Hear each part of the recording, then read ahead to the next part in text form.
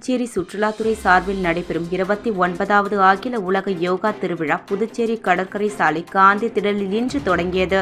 புதுச்சேரி அதிமுக மாநில செயலாளர் அன்பழகன் மீது பொய் புகார் அளித்த திமுகவினர் மீது நடவடிக்கை எடுக்க வலியுறுத்தி முன்னாள் எம்எல்ஏ பாஸ்கர் தலைமையில் 300க்கும் மேற்பட்ட அதிமுகவினர் ஒதியஞ்சாலை காவல் நிலையத்தை முற்றுகையிட்டு போராட்டத்தில் ஈடுபட்டதால் பரபரப்பு ஏற்பட்டது. புதுச்சேரி மாநில கபடி சங்கத்தின் 50ஆம் ஆண்டு விழாவை ஒட்டி புதுச்சேரி மாநில இடையிலான கபடி போட்டியை உள்துறை அமைச்சர் நமச்சிவாயம் தொடங்கி வைத்தார்.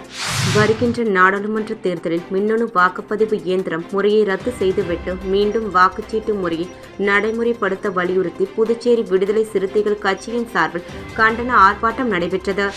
மங்கலம் தொகுதி தகவல் தொழில்நுட்ப அணி துணை ஒருங்கிணைப்பாளர் ஐயப்பன் பிறந்தநாள் விழாவை முன்னிட்டு எதிர்க்கட்சித் தலைவர் சிவா எம்எல்ஏவிடம் ஆசி பெற்றார். புதுச்சேரி சுற்றுலாத்துறை சார்பில் நடைபெறும் 29வது அகில உலக யோகா திருவிழா புதுச்சேரி கடற்கரை சாலை காந்தி திடலில் இன்று தொடங்கியது. மாண்புமிகு துணைநிலை ஆளுநர் டாக்டர் தமிழிசை சவுந்தரராஜன் குத்து விளக்கேற்றி விழாவினை தொடக்கி வைத்தார். விழாவில் மாண்புமிகு முதலமைச்சர் திரு ரங்கசாமி, மாண்புமிகு சுற்றுலாத்துறை அமைச்சர் திரு லட்சுமி நாராயணன், தலைமை செயலர் திரு ராஜீவ் வர்மா, சுற்றுலாத்துறை செயலர் திரு மணிகண்டன், செய்தித்துறை இயக்குநர் திரு தமிழ்ச்செல்வன் மற்றும் அதிகாரிகள் கலந்து கொண்டனர். விழாவில் பேசிய துணைநிலை ஆளுநர், யோகா தினம் கொண்டாடுவதற்கு முன்பிலிருந்தே 29 ஆண்டுகளாக புதுச்சேரி மாநிலம் யோகா தினத்தை கொண்டாடப்பட்டு வருகிறது. யோகா என்பது மனமும் உடலும் ஒருங்கிணைந்து செயல்படுவது. இங்கே மாணவர்கள் யோகா செய்யும் போது 5இல் வளையாதது 50இல் வளையாது என்கின்ற ஒரு பழமொழி ஞாபகம் வருகிறது. நீங்கள் சிறு வயதிலேயே இதை பழக ஆரம்பித்திருக்கிறீர்கள். எப்பொழுதும் அது உங்களுக்கு வளைந்து கொடுக்கும். எப்போதும் வளைந்து கொடுக்கும் போது உங்களுக்கு வெற்றி உண்டு. மகாபாரதத்தில் தருமர் பீஷ்மருக்கு இடையே ஒருவர் எப்படி வெற்றி அடைவது என்பது குறித்து உரையாடல் நிகழும். அதற்கு பீஷ்மர் வேகமாக அடித்து கொண்டு வரும் ஆறானது நேராக நின்று கொண்டிருக்கும் மரத்தை அடித்து கொண்டு ஓடி வரும். ஆனால் அவற்றின் இரு பக்கத்திலும் இருக்கும் நாணல் இலகுவானதாக இருக்கும். மரம் எதற்கும் வளையாமல் நிமிர்ந்து நிற்பதினால் அடித்து வரும் ஆற்றில் முறிந்து விடுகிறது. ஆனால் வளைந்து கொடுக்கும் தன்மை இருப்பதால் நாணல் ஆற்றில் அடித்து செல்லப்படுவதில்லை. யோகா செய்வதால் உங்களால் மதிப்பெண்கள் அதிகம் வாங்க முடியும். யோகா செய்வதன் மூலம் மூளையானது பாடங்களை விரைவாக கிரகித்துக் கொள்ள முடியும். மூளை செல்கள் சுறுசுறுப்பாக செயல்படுவதோடு உடலும் பலம் பெறுகிறது. இதனை ஒரு மருத்துவராக நான் கூறுகிறேன். நான் ஒரு அலோபதி மருத்துவர் இருந்தாலும் இயற்கை மருத்துவத்தின் மீது எனக்கு மிகுந்த நம்பிக்கை இருக்கிறது. ஏனென்றால் இயற்கை மருத்துவமும் ஆங்கில மருத்துவமும் இணைந்து நல்ல ஆரோக்கியத்தை மக்களுக்கு கொடுக்க முடியும். இயற்கை மருத்துவம் மற்றும் யோகாவின் மூலம் மாரடைப்பு வராமல் தடுக்கப்படுகிறது. எனவே யோகா என்பது உடலையும் மனதையும் உறுதிப்படுத்துகிறது. யோகா நம் வாழ்வுகளோடு இணைந்து அமைதியாகவும் நம்மை மாற்றுகிறது. அதனால்தான் ஜூன் 21ஆம் தேதி பாரத பிரதமரின் முயற்சியால் உலக யோகா தினம் கொண்டாடப்படுகிறது. முதலில் இந்தியாவில் மட்டும்தான் யோகா பயிற்றுவிக்கப்படுகிறது.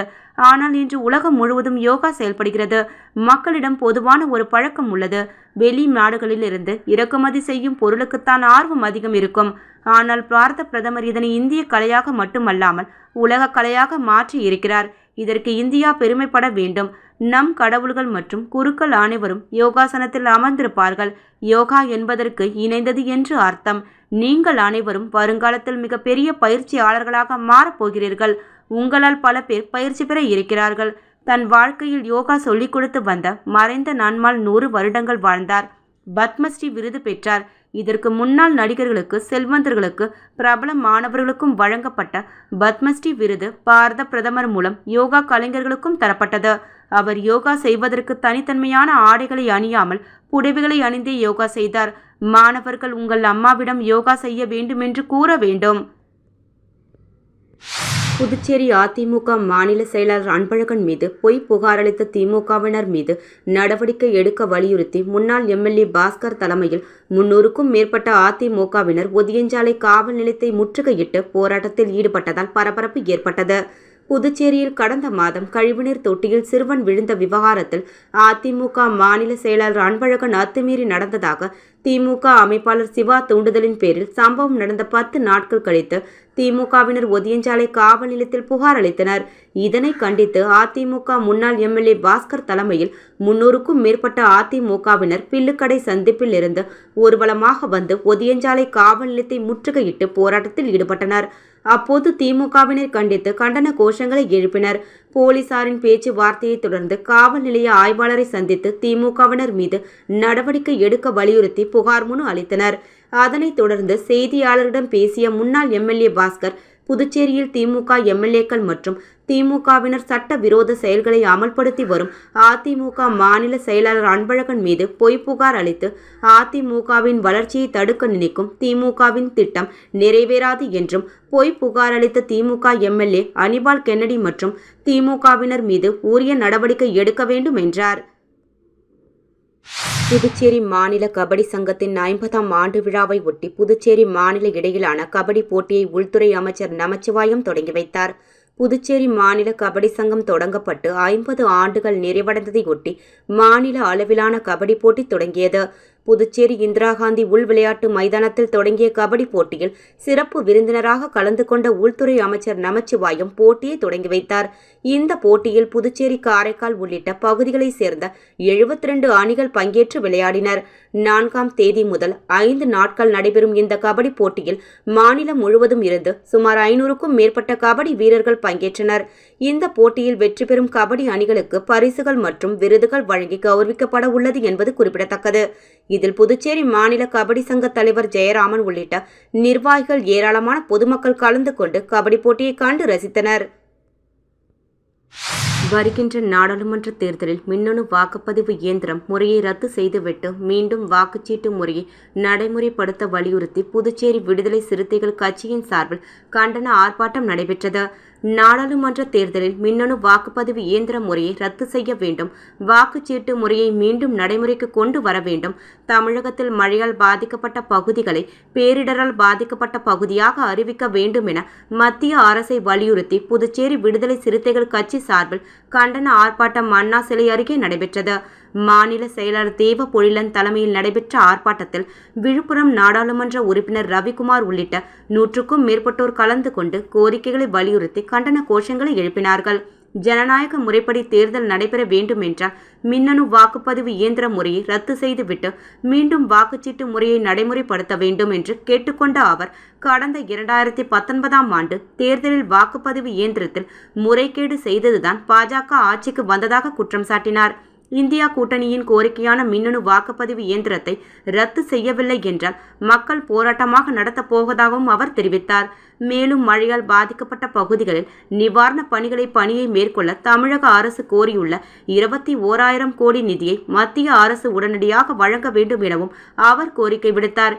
இதில் விடுதலை சிறுத்தைகள் கட்சியின் தமிழ்நாடு புதுச்சேரி அமைப்பு செயலாளர் தலையாரி, முதன்மை செயலாளர் தொண்டர் அணி பொதுனி வளவன், விடுதலை சிறுத்தை கட்சியின் நிர்வாகிகள் தமிழ்மாறன், முன்னவன், செல்வநாதன், அரிமா தமிழன், ஆதவன், வேல்மாறன், கார்முகிலன், சுடர்வளவன், லட்சுமி ஆகியோர் கலந்து கொண்டனர்.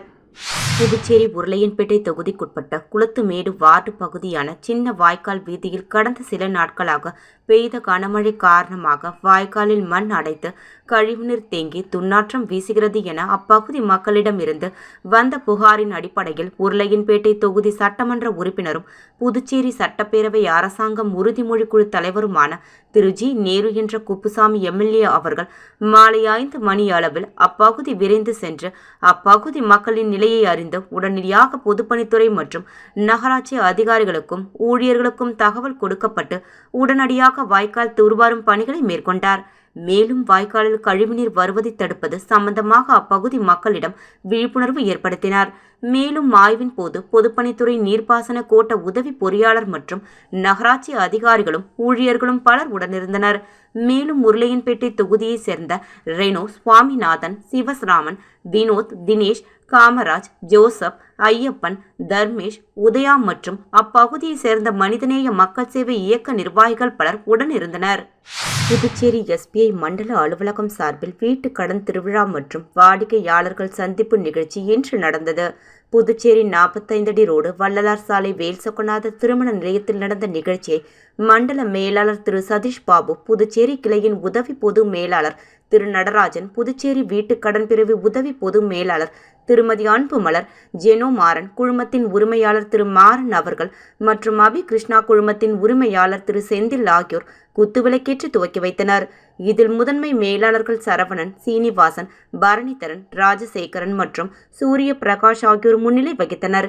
இந்த நிகழ்ச்சியில் வங்கியில் மிக குறைந்த வட்டி விகிதத்தில் வீட்டுக்கடன், வீடு கட்ட, வீடு மற்றும் நிலமாக வாங்க, வீடு அடமான கடன் மற்றும் பிற வங்கியிலிருந்து வீட்டுக்கடனை மாற்றுதல் செய்ய ஆகிய வசதிகள் குறித்து வாடிக்கையாளர்களுக்கு அதிகாரிகள் விளக்கம் அளித்தனர். தகுதியுள்ள வாடிக்கையாளர்களுக்கு கடன் வழங்குவதற்கான ஒப்புதல் கடிதம் வழங்கப்பட்டது. மேலும் வங்கிக் கடன் மூலம் புதிய கார் வாங்குவதற்காக கம்பெனியில் இருந்து ஸ்டால்கள் அமைத்திருந்தது. இந்நிகழ்ச்சியை வீட்டுக்கடன் பிரிவு துணை மேலாளர் திரு கார்த்திகேயன், உதவி பொது மேலாளர் திரு தினேஷ்குமார் ஆகியோர் முன்னேற்பாடுகள் செய்திருந்தனர். மங்கலம் தொகுதி தகவல் தொழில்நுட்ப அணி துணை ஒருங்கிணைப்பாளர் ஐயப்பன் பிறந்தநாள் விழாவை முன்னிட்டு எதிர்க்கட்சித் தலைவர் சிவா எம்எல்ஏவிடம் ஆசி பெற்றார். மங்கலம் தொகுதி தகவல் தொழில்நுட்ப அணி துணை ஒருங்கிணைப்பாளர் மற்றும் ஆரியபாளையம் கிளை செயலாளர் ஐயப்பன் பிறந்தநாள் விழாவினை முன்னிட்டு வில்லியனூர் சட்டமன்ற தொகுதிக்கு உட்பட்ட வில்லியனூர் சட்டமன்ற உறுப்பினர் அலுவலகத்தில் எதிர்க்கட்சித் தலைவர் சிவா எம்எல்ஏவை நேரில் சந்தித்து பொன்னாடை போர்த்தி பிறந்தநாள் வாழ்த்து பெற்றார். தொடர்ந்து எதிர்க்கட்சித் தலைவர் சிவா எம்எல்ஏ பிறந்தநாள் விழா காணும் ஐயப்பனுக்கு சால்வை அணிவித்து பிறந்தநாள் வாழ்த்து தெரிவித்தார். இதனைத் தொடர்ந்து மாநில தலைமை செயற்குழு உறுப்பினர் சன் குமரவேலை நேரில் சந்தித்து வாழ்த்து பெற்றார். இந்நிகழ்ச்சியில் திமுக பிரமுகர்கள், பல்வேறு அணிகளின் பொறுப்பாளர்கள், கட்சி பிரமுகர்கள், நிர்வாகிகள் என ஏராளமானோர் கலந்து கொண்டு பிறந்தநாள் வாழ்த்து தெரிவித்தனர். புதுச்சேரி அரசு அறிவியல் தொழில்நுட்பம் மற்றும் சுற்றுச்சூழல் துறை சார்பில் சுற்றுச்சூழல் மேலாண்மை மற்றும் இந்திய அரசியல் அமைப்பில் சுற்றுச்சூழல் பாதுகாப்பு என்ற தலைப்பில் பயிற்சி முகாம் நடைபெற்றது. தேசிய பசுமை தீர்ப்பாணையம், மாநிலங்களின் மாவட்ட நீதிபதிகள், அரசு வழக்கறிஞர்கள் மற்றும் காவல்துறை உயர் அதிகாரிகளுக்கு சுற்றுச்சூழல் மேலாண்மை பற்றிய பயிற்சி முகாம் நடத்த உத்தரவிட்டுள்ளது. அதன்படி புதுச்சேரி அரசின் அறிவியல் தொழில்நுட்பம் மற்றும் சுற்றுச்சூழல் துறை கடற்கரை சாலையில் உள்ள சட்ட ஆலோசனை மையத்தில் சுற்றுச்சூழல் மேலாண்மை மற்றும் இந்திய அரசியலமைப்பு சுற்றுச்சூழல் பாதுகாப்பு என்ற தலைப்பில் பயிற்சி முகாம் நடத்தியது. இந்த பயிற்சி முகாமில் புதுச்சேரி மாசு கட்டுப்பாட்டு குழுமத்தின் உறுப்பினர் செயலர் ரமேஷ் வரவேற்புரை ஆற்றினார். இந்தியாவின் பொறியியல் பணியாளர் கல்லூரி சுற்றுச்சூழல் மேலாண்மை பிரிவு தலைவர் மற்றும் பேராசிரியர் அனிதா அகர்வால் அவர்கள் அறிமுக உரை ஆற்றினார்கள். மாவட்ட ஆட்சியர் வல்லவன் கலந்து கொண்டு நோக்க உரை ஆற்றினார். இதில் மாவட்ட நீதிபதி, உறுப்பினர் செயலர் அம்பிகா வாழ்த்துரை வழங்கினார்கள். இதில் பெங்களூரில் உள்ள தேசிய சட்ட பல்கலைக்கழகத்தின் பேராசிரியர் முனைவர் சாய்ராம் பட் இந்திய அரசியலமைப்பு மற்றும் சுற்றுச்சூழல் பாதுகாப்பு என்ற தலைப்பிலும் மற்றும் ஐதராபாத்தில் உள்ள பொறியியல் பணியாளர் கல்லூரியின் பேராசிரியர் யரஷாத் ஷாம் சுந்தர் சுற்றுச்சூழல் மேலாண்மை, சுற்றுச்சூழல் மற்றும் சுகாதாரத்திற்கு தீங்கு விளைவிக்கும் இடைவெளிகளை நிவர்த்தி செய்தல் என்ற தலைப்பிலும் விரிவுரை ஆற்றினார்கள். இந்த பயிற்சி முகாமில் புதுச்சேரி மற்றும் காரைக்கால் மாவட்ட ஆட்சியர்கள், மாஹே மற்றும் ஏனம் பிராந்திய நிர்வாகிகள், துணை ஆட்சியர்கள், மாவட்ட நீதிபதிகள், அரசு வழக்கறிஞர்கள், காவல்துறை உயர் அதிகாரிகள், நகராட்சி மற்றும் கொம்யூன் பஞ்சாயத்து ஆணையர்கள் ஆகியோர் நிகழ்ச்சியில் கலந்து கொண்டனர். நிகழ்ச்சியின் இறுதியாக துறையின் சுற்றுச்சூழல் பொறியாளர் காலமேகம் நன்றியுரை ஆற்றினார். புதுச்சேரி சுற்றுலாத்துறை சார்பில் நடைபெறும் 29வது அகில உலக யோகா திருவிழா புதுச்சேரி கடற்கரை சாலை காந்தி திடலில் இன்று தொடங்கியது.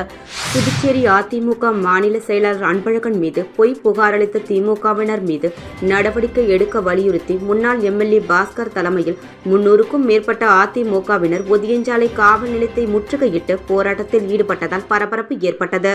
புதுச்சேரி மாநில கபடி சங்கத்தின் 50ஆம் ஆண்டு விழாவை ஒட்டி புதுச்சேரி மாநில இடையிலான கபடி போட்டியை உள்துறை அமைச்சர் நமச்சிவாயம் தொடங்கி வைத்தார். வருகின்ற நாடாளுமன்ற தேர்தலில் மின்னணு வாக்குப்பதிவு இயந்திரம் முறையை ரத்து செய்துவிட்டு மீண்டும் வாக்குச்சீட்டு முறையை நடைமுறைப்படுத்த வலியுறுத்தி புதுச்சேரி விடுதலை சிறுத்தைகள் கட்சியின் சார்பில் கண்டன ஆர்ப்பாட்டம் நடைபெற்றது. மங்கலம் தொகுதி தகவல் தொழில்நுட்ப அணி துணை ஒருங்கிணைப்பாளர் ஐயப்பன் பிறந்தநாள் விழாவை முன்னிட்டு எதிர்க்கட்சித் தலைவர் சிவா எம்எல்ஏவிடம் ஆசி பெற்றார்.